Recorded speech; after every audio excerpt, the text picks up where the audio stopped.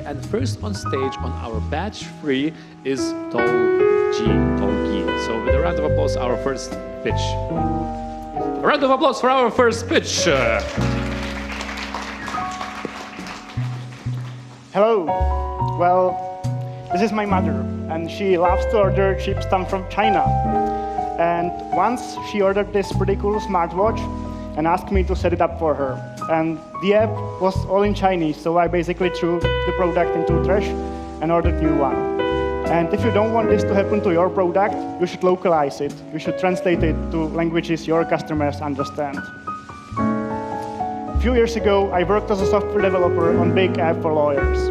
And as we added more features to the app, localization became a huge pain. It was too much work for developers, too many errors. We were unable to delegate the task to other team members, and the whole process was just a mess. So I founded Tolgee, a tool making it easy for developers and everyone involved. Well, while we were working with our clients, we diagnosed that translators often don't provide correct results. They make mistakes because they miss the context of what they are translating. And the context is crucial in app localization because the apps are full of short strings. Like, for example, save button. Because save has many meanings. You can save animals. You can save money, or sometimes even animals can save money. You can save goals, or you can save data. And each of these meanings can have different translation to the target language. So, for example, in Czech version of Ryanair app, you can save money while you are saving your password. Well, we started to focus on providing context to human translators, like screenshots, so they know what they are translating. Which is cool, but this is year 2023, and we are super excited about this because we discovered that the same technology can be used to provide context also to machine translator we developed. And this means a revolution because we can replace most of the human work in app localization with machine translator we developed.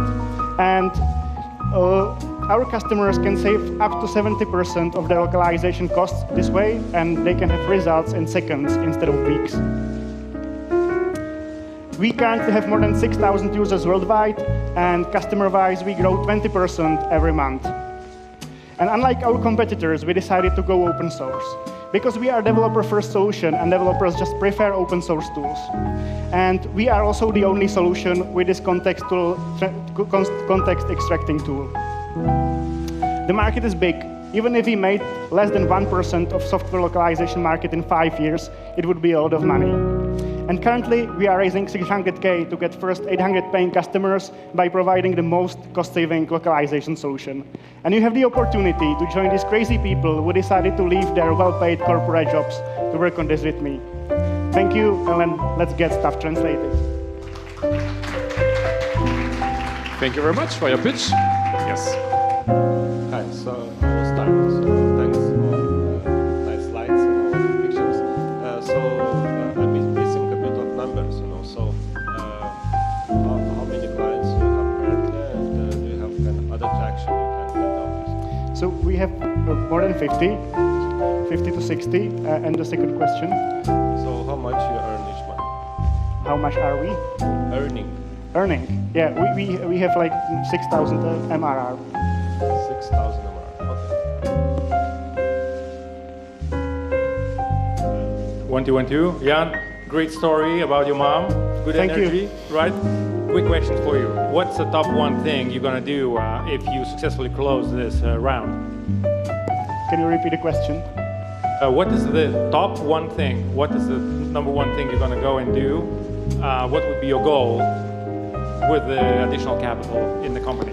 We need to get new customers by creating new integrations for most of the languages worldwide, most of the programming languages. So that's the issue now. We need to import the data from our customers. Yes. Yeah. Thank you. Can you talk about converting your users to paying customers? Well, if customers integrate us, commonly they use our cloud, and when they grow, they reach the limit, which is like how many translations can they get for free. So when they reach it, they basically start to pay. We have pay-as-you-go model, so they basically pay for a single translation, and that's easy. So that's the way it works. Yes, a very good one. What is the revenue per customer? Revenue revenue. How much customer is paying? Around 200 euros per month. Great. Thank you very much. A round of applause for Tolgee.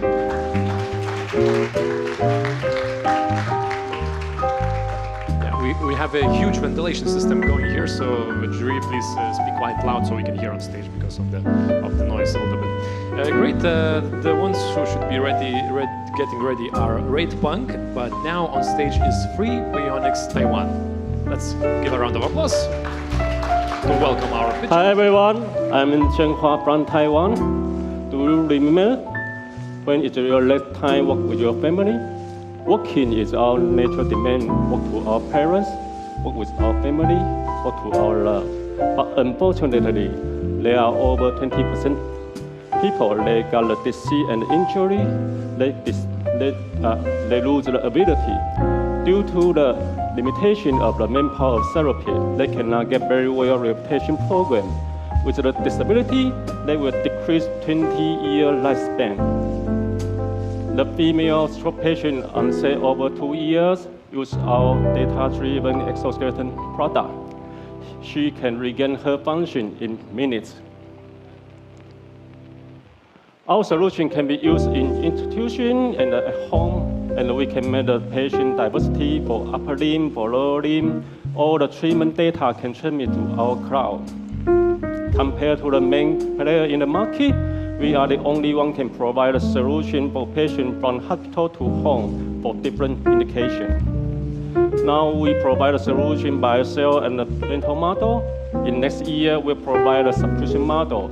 And in 2026, after our IPO, we will provide a treatment service directly. We are aiming at the over $300 million market. With our strong IP, we already installed our solution in 20 countries now. Our revenue is growing up. This year, we already signed a contract for $2.1 million. We have a very complete plan of our business. I'm CEO and founder. Michael is our research team leader.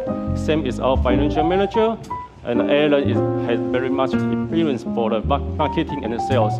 We have very strong strategic investor with strong USA, Japan, and the Taiwan National Development funding.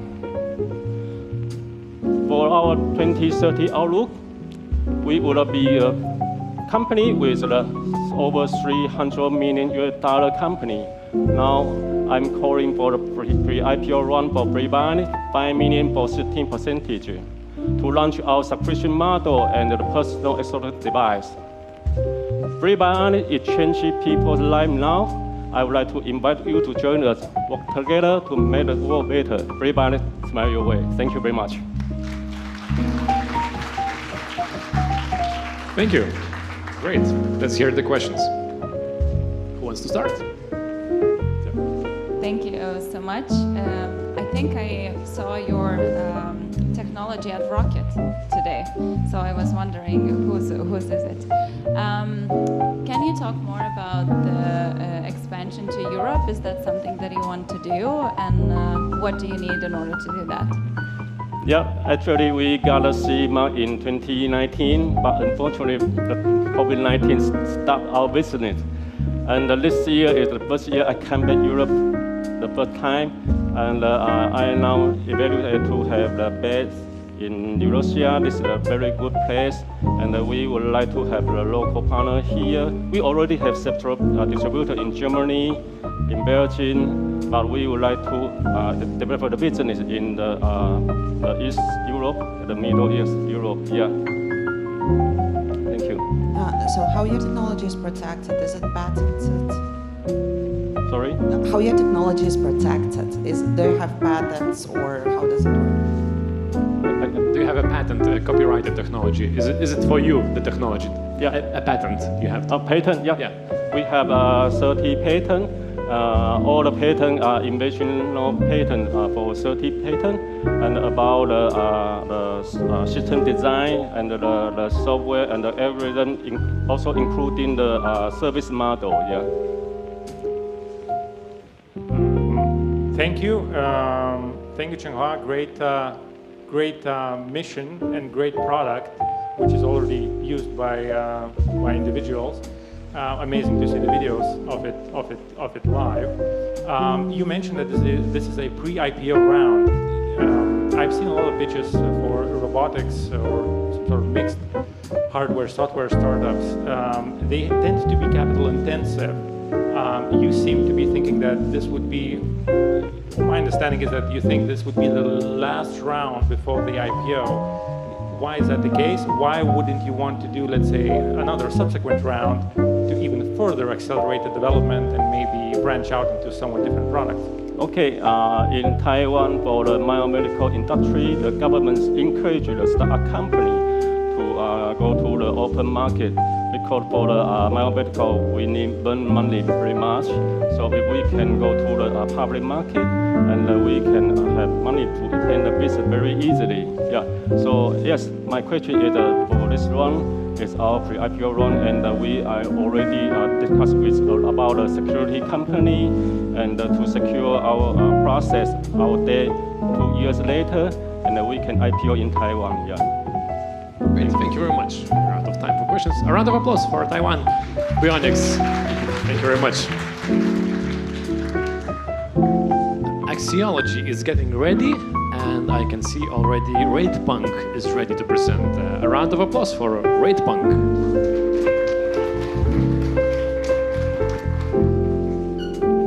We all travel, don't we? We travel so much that current market share of travel is more than 10 billion. 1.3 billion is in hotels and resorts alone. But every time you book a hotel room, there is invisible dice rolled because only 0.6% of chance you having to get the cheapest rate on booking your hotel. From market insider side, the thing is really easy. There is a monopoly, potential monopoly of Booking.com, but from the user perspective, the things are totally different. There is more than 10 different things that can actually inflate or deflate your booking price. And knowing that two facts about monopoly and inflation and deflation of booking price, we created RatePunk. RatePunk is a smart travel wallet to provide users with the naked hotel rates. So what we do under the hood to provide those naked rates for the users? First of all, we run a price comparison. We search over 500 different sources, APIs, GDSs, wholesalers, bed banks, OTAs, for the best naked rate for the user. And knowing the fact that the location can have impact on your price, we run a proxy search. We analyze 55 different locations to find that one from which you can actually book the cheapest rate ever. And we integrated Airbnb matching. So, for example, if you're looking for a hotel on Booking.com and there is a similar property, same property on the Airbnb, as we have in this print screen, you can actually one click away save a few hundred euros. So this is only 3 things I mentioned how we save money for users with our smart travel wallet. In the first year, we acquired 100K users from 151 countries. In this year, we aim to acquire and have 500,000 of users. And there is our team here with RatePunk t-shirts. Come to us and ask about rebooking hack. It's really interesting hack how all of you can save on your next booking. Rebooking, yeah, remember that. Thank you very much, RatePunk. Let's go straight to the questions. Yes, who would like to start? Hi. Hi. So, is there anything I can help you with as an investor? Because nice slides just informed us that you're going to be a great big company. So, do you need investors for that? No, not. We're not looking for an investor, but we're looking for a partnership with kind of one of the biggest brands in travel. So, for example, Expedia, if you can make an intro to Expedia CEO or Trip.com CEO, it would be nice. So if anyone have contacts with the big guys, it would be very appreciated, because we're looking for kind of support to fight the industry, which is actually right now commission-based, and we're trying to shift it towards marginless and subscription-based.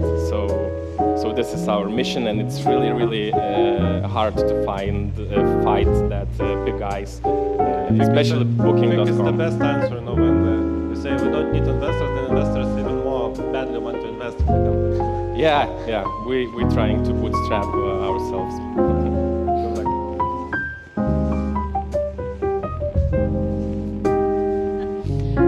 We're very polite, jury. Can you tell us how you make money?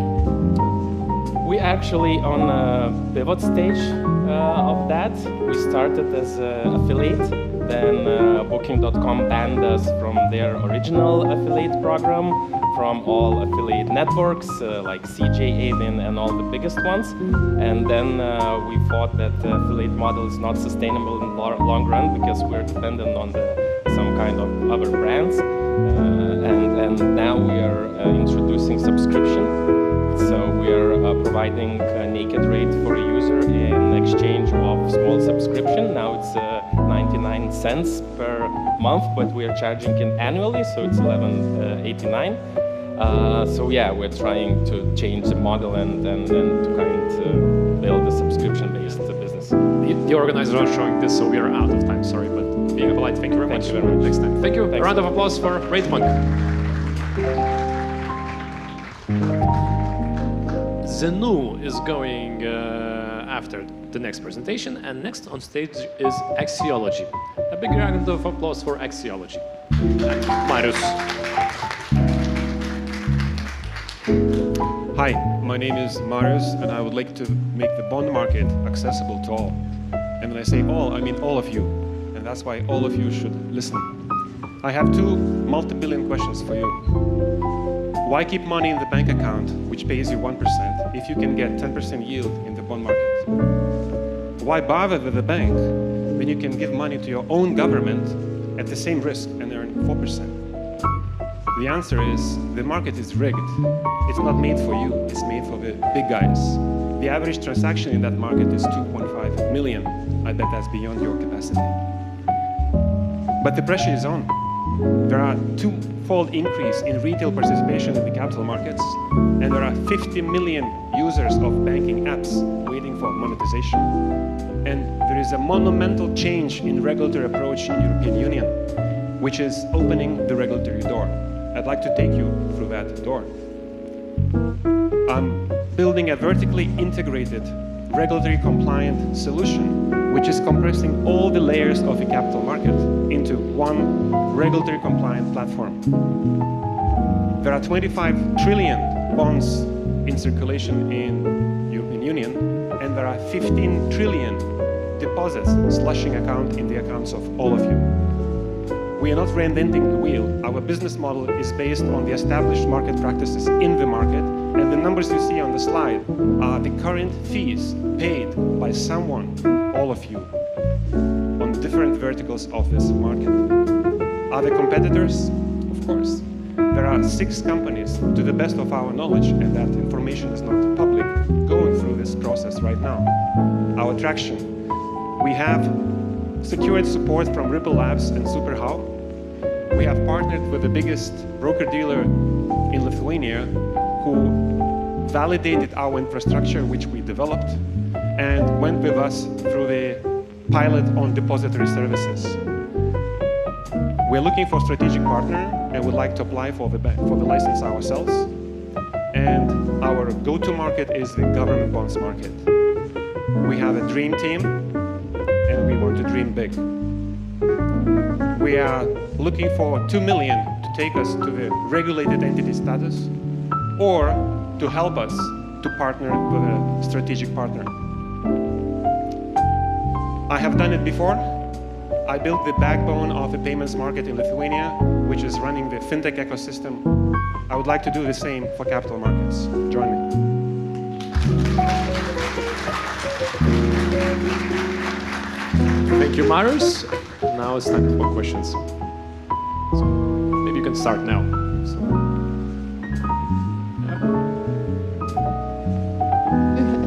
Thank you, Marius. And do you have some traction already? As I said, we have built the infrastructure. We run the pilot with a broker-dealer on depository services, and we are ready to go into a partnership, and we are in late-stage discussion with a potential strategic partner.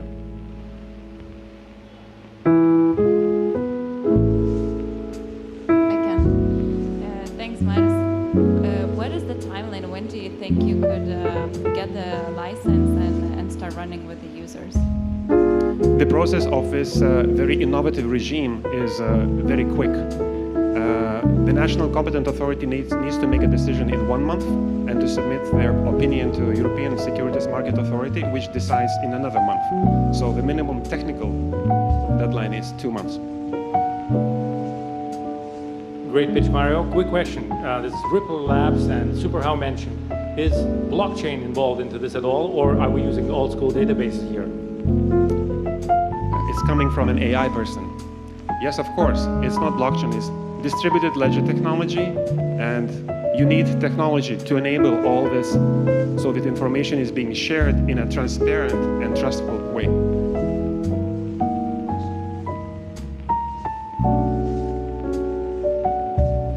Quick question, when you're launching up, how you're going to attract these users, these people from the market who have no idea what a bonds, what a governmental bonds, and how you kind of can earn on it? The same way, Sandra, you're making investments right now, maybe not you, an average citizen. They have a banking app, and there is a ticker. They press a button on it, and they invest. yes, we're out of time. So thank you very much, Marius and Axiology. Round of applause. Thank you. Thank you.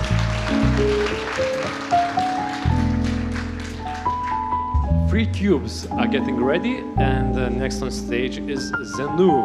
ZENOO, if you're ready, let's welcome you. Yes. Hello, hello. Good afternoon, ladies and gentlemen. Oh, we jumped a slide. My name is Mindaugas. Most of you have seen me before. I'm a co-founder of ZENOO, which is a data-driven pet health and wellness brand. Think of it as Kilo Health, but for pets. The problem that we're solving basically is that pets, dogs and cats are consuming too much carbohydrates in the regular food, and they're getting sick and they're dying. So therefore, my co-founder, Agata, who's a pet nutrition expert, has worked with scientists even from NASA and created, we subjectively believe, what's the most healthiest food in the marketplace. It's raw, it's human grade, we're using superfoods, and we're using freeze-drying technology, which was developed by NASA to preserve the maximum nutritional value. And it's all driven by our personalization platform. So we're collecting data about the customers. Actually, that's on the next slide. This is our secret sauce. So we're collecting a lot of data about our customers through personalization quizzes, through direct customer experience, through customer service, and also our customers are very active in communities. So they're actually exchanging information, which we then apply to personalize the subscription service and health and wellness plans for their pets. What else? Community, yeah, okay. Moving on, the market. So our serviceable market is 6 billion euros. So this is premium pet food in Germany and the UK. It's growing around 12.5% per year. Just checking the time. People are asking, like, it's pet food business, like, how scalable is this? Well, last year, Mars acquired Nom Nom brand in the US for $1 billion. Top 10 biggest US subscription brands for pet food has exceeded $1 billion of revenue, and recently another one has raised $350 million for further scale. So we either get among those guys or somebody buys us eventually. This is how our customers look like. So they're very loyal. Right now, for as long as we've been in the market, they stick around for 24 months and it's growing. They leave over like 2,000, 3,000, 4,000 euros with us. So our plan is to get like 50,000 customers like that and have like an EBITDA of 50 million per year. Business model. So what we have today, we're now focusing on UK market and German market. We are seeing some good acquisition costs. We're seeing good customer lifetime value. and basically we figure out the acquisition funnel. There's still a bit of tweaks in the post-purchase experience that we need to figure out, but basically we need to invest and acquire the market. The vision, capturing UK and German market, and I'm running out of time. We have an amazing team. My co-founder Agata is the nutrition expert. I build teams. We have experienced marketing team and amazing advisors, and we're raising 450,000 euros to get to Series A and get like 200,000 euro MRR in the next 18 months. Thank you. Thank you, Mindaugas. Some fans in the back. Again, questions. Thank you for a great presentation. You just mentioned that the Butternut Box raised something like $350 million a couple of days ago. Your goal is to launch in UK and Germany markets. You are going to head against the probably best funded competitor in decades or something like that. Why would you do that? Great question. Why not do something else instead? Great question. They're selling frozen food, which requires incredibly huge investments into infrastructure. We can scale faster because our food doesn't require temperature.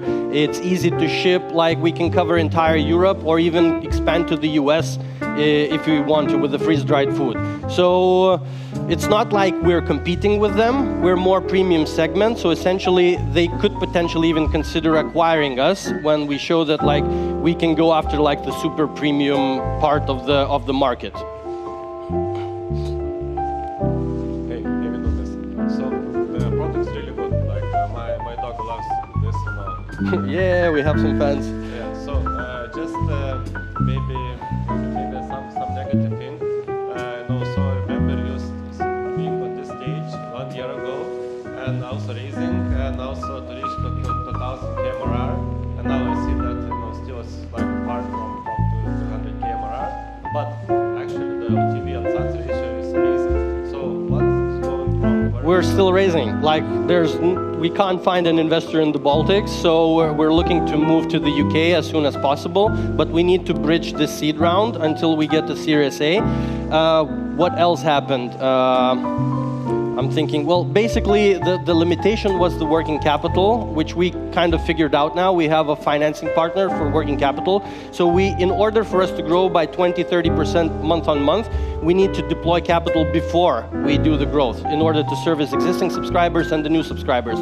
That was the bottleneck. Since we haven't raised a decent check, it took us time. So at the beginning of the summer, we secured a financing partner for the working capital. It's a loan. But yeah, now the budget is required to acquire customers, and we should be able to start growing these numbers. I think this is a smart decision to have working capital partner, some soft loan, some other, That's the float loan, actually. That's what we're doing. Okay. Yeah. Thank you, Dmitrij, for the feedback, and we should stop here because the time is over. So once again, thank a round of you applause for ZENOO. Best of luck. Yes, Eppie is getting ready, and 3 cubes are next on stage. 3 skubai in Lithuanian, and Darius on stage. Let's welcome.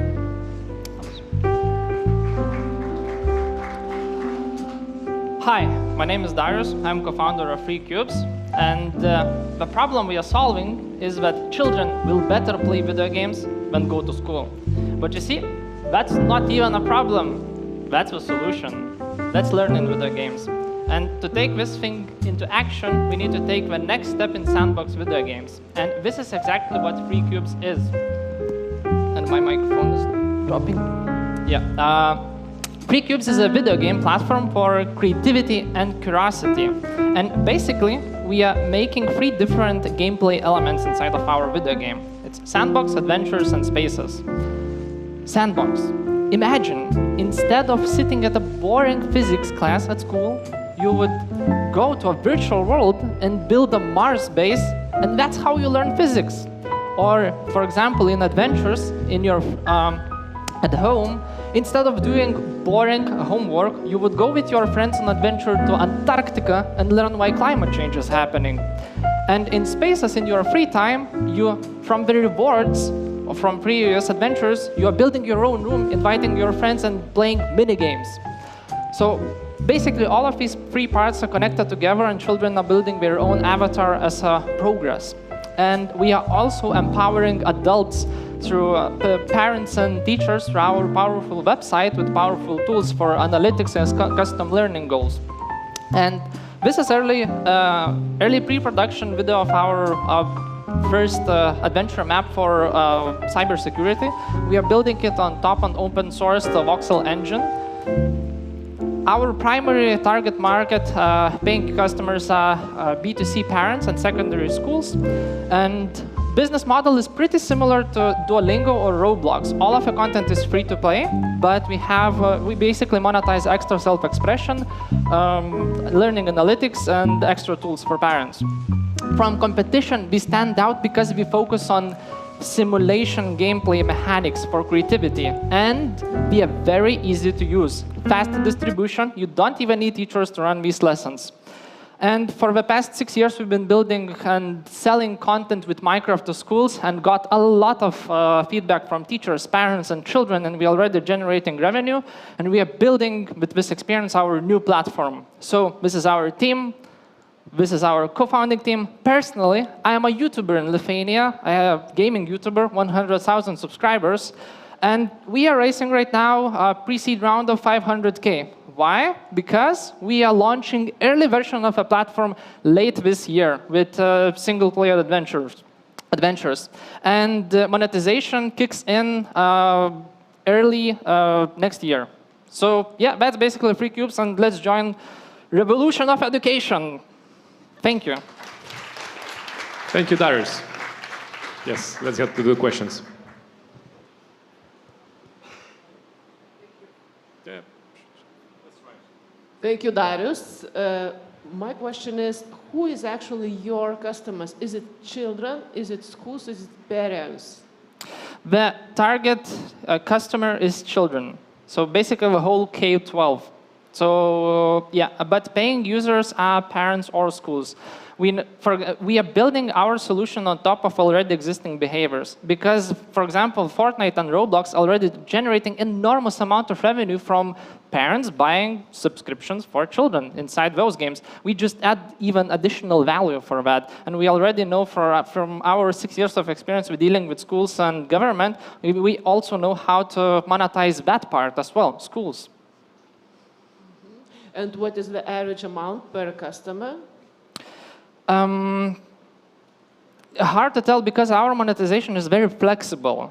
So for example, looking at the B2C market, a value for a year of a B2C customer should be around 140 euros, for example, from subscriptions. With schools, it's a little bit different because there is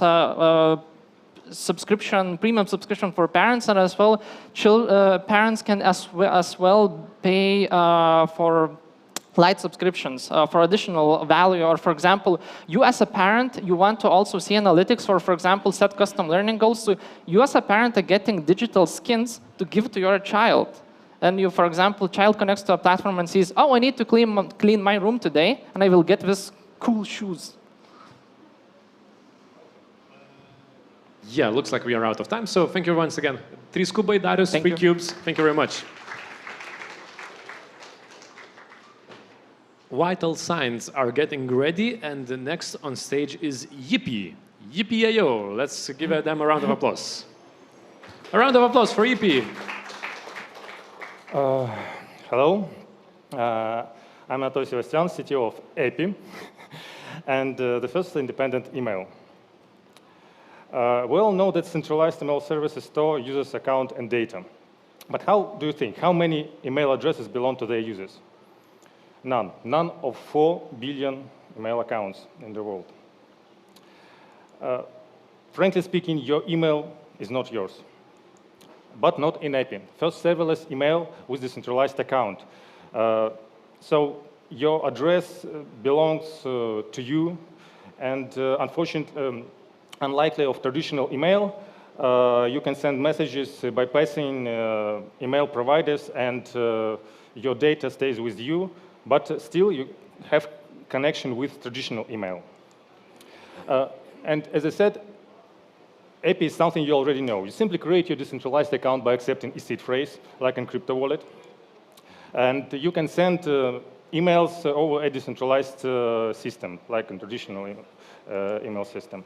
And you can add your existing email accounts and connect your crypto wallet address. Our ideal customer is crypto wallet owner. They already have financial independence and want to extend it. They are already 80% of our waiting list, and there are 420 million users of crypto wallets in the world. And Eppie helps crypto wallet owners be independent of legacy centralized ML services by expanding their decentralized experience. And we believe that Eppie is the most secure and modern-looking email on the market, and the only email where users own their accounts and data.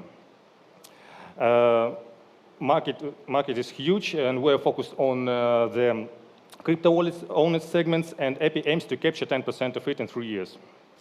So how we will achieve this? We have a freemium business model with paid subscription for additional space in decentralized storage.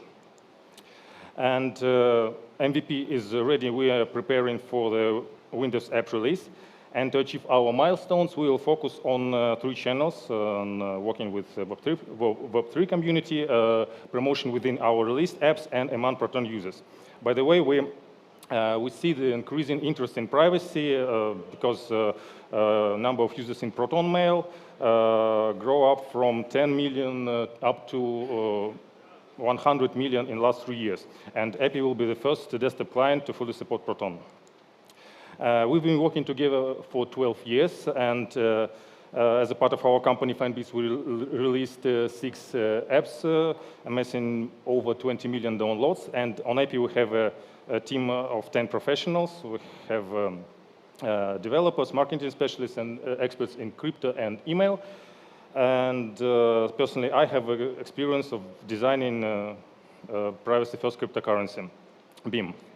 And we're raising smart money, 500K, to complete product development and to reach 100K users and monthly revenue, 55K in 12 months. So thank you. Join Eppie, first independent email. Thank you. Thank you for your pitch. Now the questions. Anatoly, thank you for coming over, and thank you for presenting you know, an alternative to a very big player like Google Mail. I have a little bit of experience building consumer services, and whichever way you try, at least from my experience, consumers do end up converging to some sort of convenience rather than harder to explain concepts like privacy or independence. So it would seem that you're likely to hit, from investors' perspective, you're likely to hit some sort of like saturation in terms of users pretty early, because whoever wants, like the masses will be sticking with their Gmail, the more sophisticated masses will be maybe trying Proton Mail, and then you have this like super secure, super independent solution. How would you, how are you thinking about that? Are you thinking about some sort of mass adoption nevertheless of this, or are you like really sticking to that core, trusted, privacy, privacy-focused user base? Yeah, we thought about this, and as I mentioned, we have a connection between traditional email and decentralized messaging system. So, because basically we have a user story, we did interviews, and crypto users want to communicate in more private way, in more decentralized way, but they still want to communicate with their family, for example. And that is why we have integrated traditional email and Proton Mail, as I mentioned, in our solution. So we're trying to make a bridge between these 2 worlds. So the strategy is to pull the users from Web 2 world into Web 3. Yeah, great. But the time is over, so thank you very much. Eppie.io. Thank you. Thank you for your presentation. And the final presentation of the 3rd batch is Vitalsigns. So let's welcome Vitalsigns, the final presenter. I'm a medical doctor, and I want to do my job well. But this is the problem. I have 15 minutes per patient. And during this time, I have to use a zoo of devices to measure the vital signs of these patients. After that, I have to go and document each of those results in the patient files manually.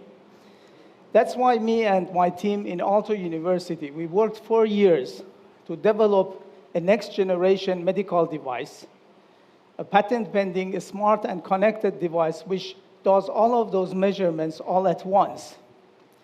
And additionally, documents that in patient files. So when the doctor goes to his laptop or computer, he will see all of those results in digital format. In addition to that, each and every signal is analyzed by AI, and the doctor gets probability diagnosis. It's a decision-making assistance, not a final diagnosis. There is also a consumer version, which you can use at home. It comes with an app which guides you how to use it. It can be used for examining yourself or examining your family members. This is where we are. We have a working prototype of the device and the user interface and some of the AI. Our respiratory sound analysis is actually, at the moment, best in class and better than human. We have a 97% accuracy in 6 categories. We conducted a medical pilot clinical trial with excellent results, and we also did a survey of Finnish doctors. 400 Finnish doctors answered our survey, and they all said that they would love to buy this device. If it was available today, they would buy it. This is where we are. So it has been a 4-year research project. We established a company last year. Our pre-seed round is open. We need 600K to take this to the next level. It will be matched with a grant from Business Finland. So it will be enough for us to develop our prototype into a mature manufacturable device.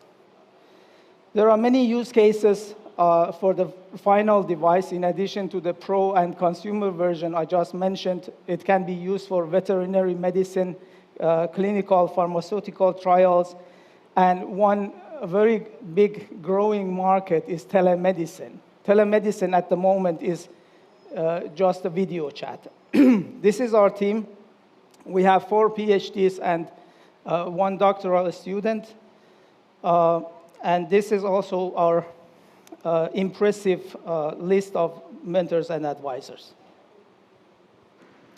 Thank you very much. Thank you. Just some time. 2 minutes for questions. Who would like to start?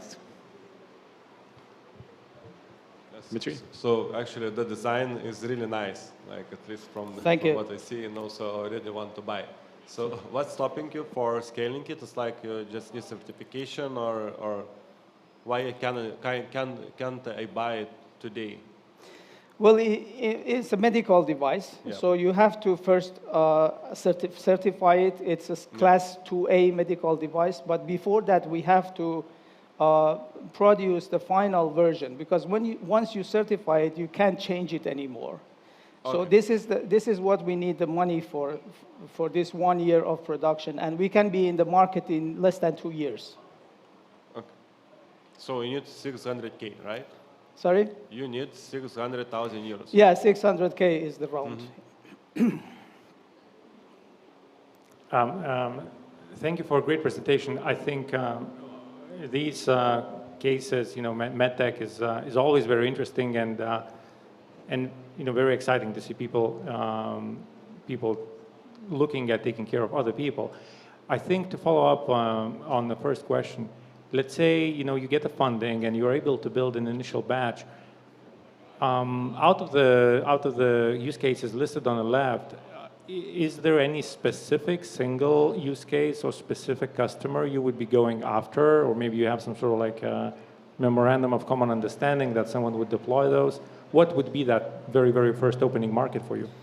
When we did this doctor's survey, we actually got 400 emails of our 400 first customers. So they were really excited about this. I was presenting this in a medical conference, and one chief physician came and said, I want this in the hands of all of my doctors in the department. When can I have it?